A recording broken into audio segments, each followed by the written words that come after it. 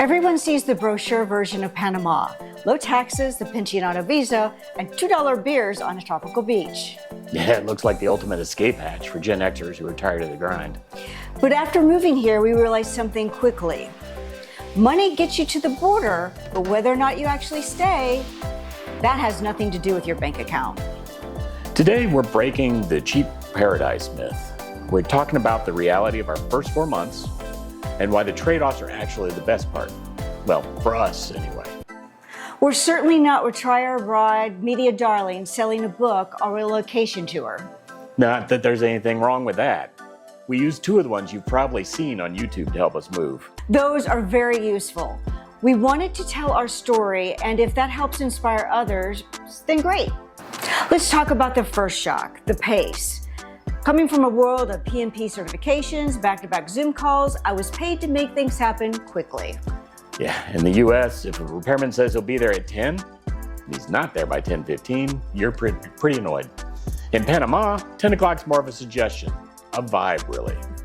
It's humbling. You realize you can't project manage a different culture into submission. Hey, but here's the shift.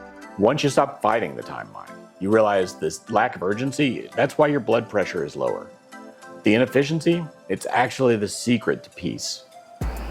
The second challenge is all about social support. It can be lonelier than people admit. In Raleigh, our social lives revolved around people at work, neighbors we'd known for years, and our built-in routine. When you move abroad, all that structure goes away overnight. There's no water cooler to hang around.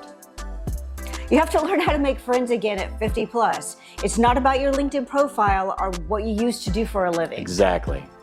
In Panama, community is organic. It's sitting at the coffee shop or the local market and actually talking to the people around you. It's hearing a familiar accent and saying hi to another English speaker.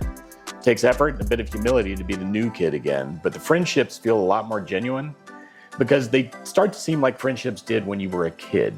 Shared interests and struggles create real bonds. And people think moving to paradise means life becomes effortless.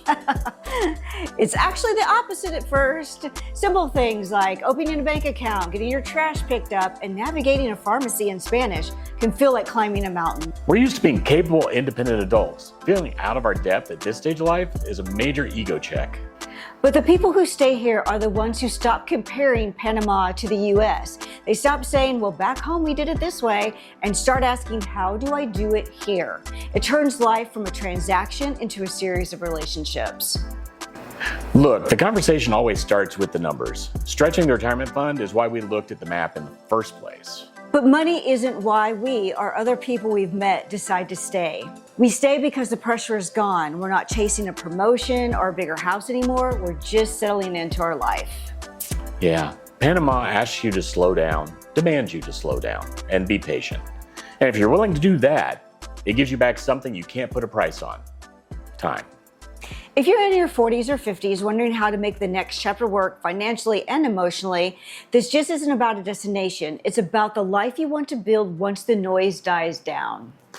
We're still figuring all that out one day at a time. Thanks for being a part of our path. We'll see you in the next one.